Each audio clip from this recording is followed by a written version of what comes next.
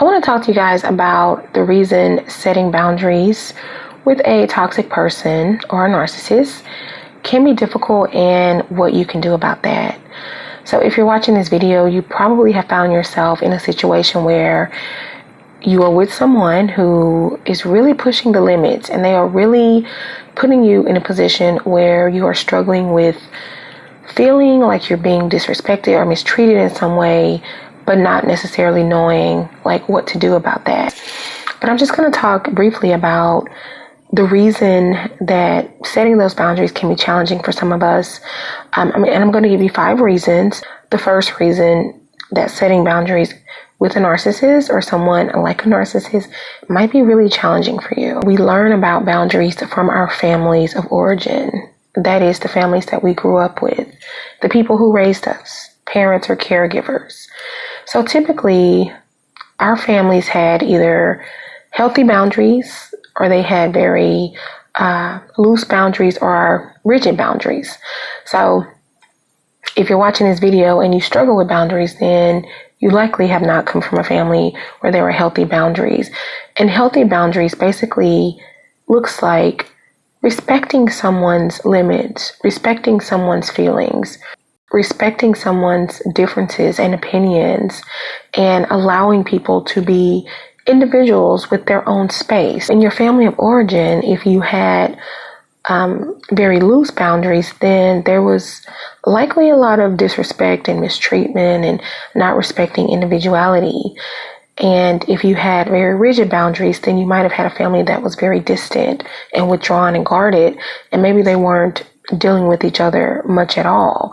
And there were feelings of loneliness and isolation in the family. So when you think about the type of family you grew up in, you learned about boundaries from them. So whatever you learned is something that you're going to take into your adult relationships with friends or romantic partners. Whatever you learned, once we become aware of having learned something that maybe is not effective or healthy for us, then we have to be conscious of that and we have to try and unlearn it and relearn something different. And the second reason setting boundaries can be challenging is very closely related to the first reason. Not only did we learn about boundaries in our families, but if we did not have healthy boundaries, then we don't even know what that looks like. So people talk about, oh, you need to set boundaries with them. Well, what does that even mean? And how do I know when I need to set boundaries?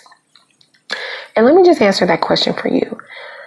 Even if you don't know what healthy boundaries looks like, when you start to question if something feels comfortable, if something feels right, if you are being harmed, mistreated, abused in some way, and if you need to do something about it, then that is a good indication that there is a boundary violation. There is a good indication that I may not know what a healthy boundary looks like, but I feel like in this particular scenario, I need to do something about it. I need to set some type of boundary or some type of limit. So typically, even if you don't know exactly what it means to have a healthy boundary and how to set it, pay attention to that feeling you have when you feel like this isn't right. Like, I don't know what a normal relationship is supposed to look like.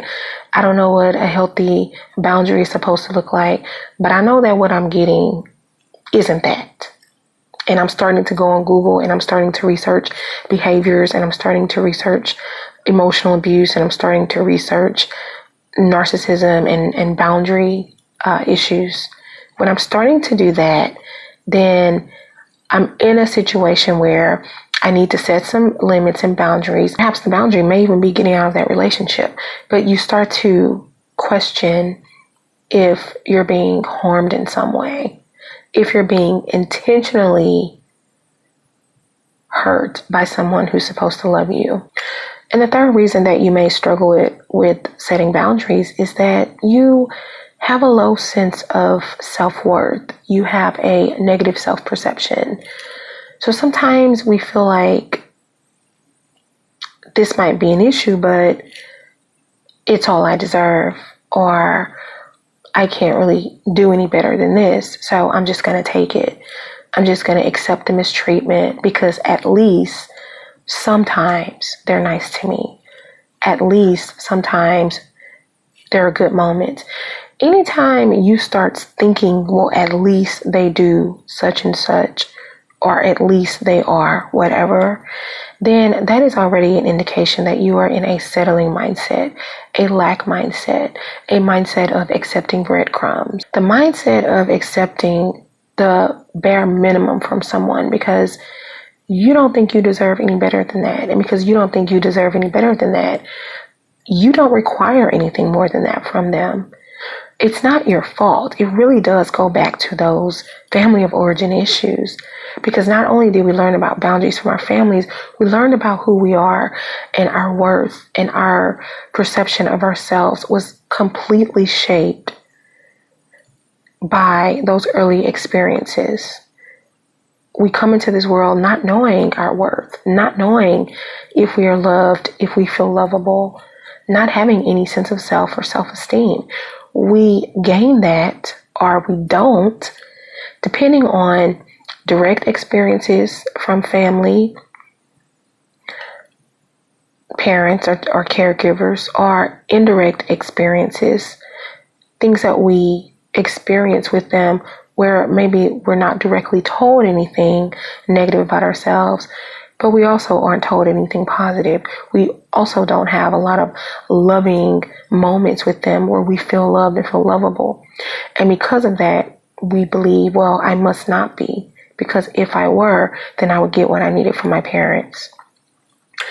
And we take that into adult relationships and we feel like, well, if I deserve this, if I deserve better, I would get it. So I guess I don't.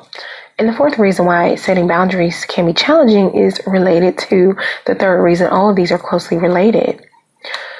But we tend to fall into a pattern of people pleasing and approval seeking. And all of that is due to the fear of rejection. If I set boundaries with someone and I do something that they disapprove of, or I'm not pleasing them in some ways by vocalizing how I feel, then what does that mean? That means they're going to leave me. That means they're going to abandon me. That means they're going to reject me. It's really about avoiding the feeling of pain and betrayal related to that core belief of I'm not good enough, I'm not worthy, I'm not lovable. Because if I don't please them and make them happy and they reject me or abandon me, I've already internalized abuse, rejection, and abandonment as something being wrong with me. So if that happens, then that's only going to basically affirm my belief that I'm just not worthy of it. I'm just not good enough. And so we fall into these patterns of trying to seek out that validation and trying to earn approval, not so much so that we can keep them happy. I mean, that's the goal, but it's not about them. The end goal is so that we can feel good about ourselves by maintaining that connection, maintaining that validation to avoid that belief that we are not enough. We are not worthy. We are not lovable. So it's like, I'm not going to really set that boundary. I'm not going to say, hey, can you please stop doing that? I'm not going to say, I feel hurt, I feel angry, I feel frustrated when you talk to me that way, when you treat me that way. I'm not going to accept that behavior from you anymore. If it happens, then I may end up leaving this relationship. Setting boundaries is also about having consequences of someone not following through or not accepting those boundaries, which means not only might they reject you, but you might be saying, hey, I might walk away from this too. And if we have low self-esteem, low self-worth, not only do we not want to feel abandoned, but we also don't want to feel alone, because being alone, feeling lonely, also triggers that same core belief of not being lovable, not being worthy, not being good enough. Because if I were, then I'd have someone. They would be here. So that's one of the challenges of setting healthy boundaries. And the fifth reason that you struggle with setting boundaries is that You're probably a very forgiving person, a very caring, empathic person. You may equate forgiveness with tolerance of misbehavior. It's not uncommon to do that. And sometimes there are actual religious practices and beliefs that can reinforce that. And I'm here to tell you, you can forgive someone if you choose to, not required, but if you choose to, you can forgive someone and still set boundaries and not allow them to hurt you and mistreat you. You can forgive someone without taking them back multiple times. You can forgive someone and still expect that they change their hurtful ways, their harmful behavior. And if they don't, you can forgive them and still choose to walk away. You can forgive someone and still choose to create distance between you and that person.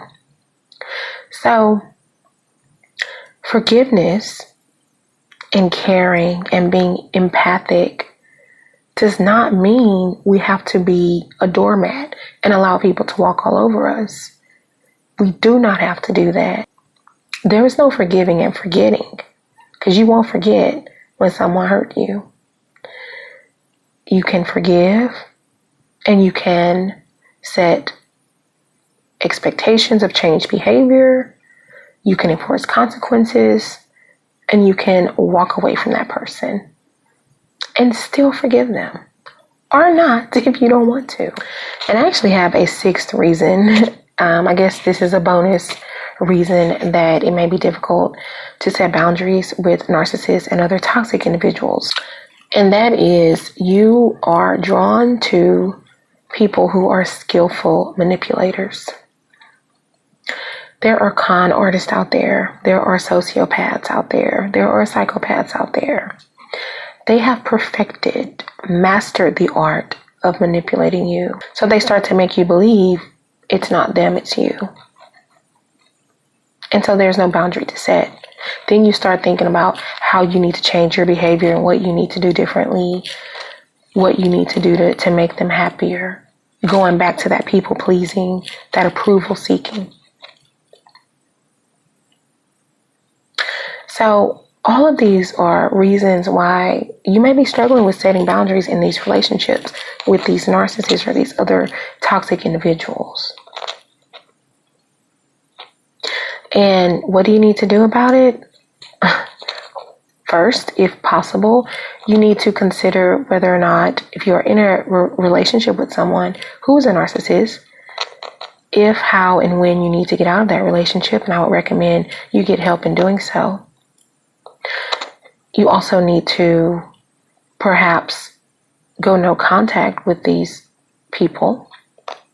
That is the best boundary of all, and it's one of the main ones that works because of their skillful manipulative nature. And if you can't go no contact, you need to have minimal contact or low contact. You need to be matter of fact with them, avoid emotional reactions. You need to have a support system of people who can hold you accountable to your boundaries that you said you're going to set, as well as provide emotional support. People that you can talk to, who can listen to you, who understand you. And lastly, I think that you definitely need to seek out some professional help. Maybe see a therapist, a life coach, someone who can help you heal current and past traumas that have gotten you in this situation you're in with this toxic individual to begin with. Healing from that relationship that was damaging, and then going back and doing the root work and healing from any past trauma related to family of origin. There's usually a correlation. Not always, let me say that because I always get, those exceptions. Most of the time, we are drawn to people who hurt us because it feels familiar, because we don't know what healthy relationships look like, because we haven't had them, because we don't know what it feels like to be loved, and we normalize harm with love, because that's what we've seen and that's what we've experienced. And all of this mostly has occurred in our own homes as kids. So just wanted to give you all that information. I think it's useful. Let me know in the comment section down below if you have anything that you want to add to that. Tell me about your struggle with setting boundaries with narcissists or other toxic individuals and how you overcame that, if you have. And if you haven't, what are your thoughts on how you can do so? And go ahead and like this video. It really does help with my channel. Give it a thumbs up. Share it out with others who you think may benefit. If you have not subscribed to this channel, what are you waiting for? I'd love to have you be a part of this community. And I think that's it. Thank you guys so much for watching. Until next time, take care. Bye.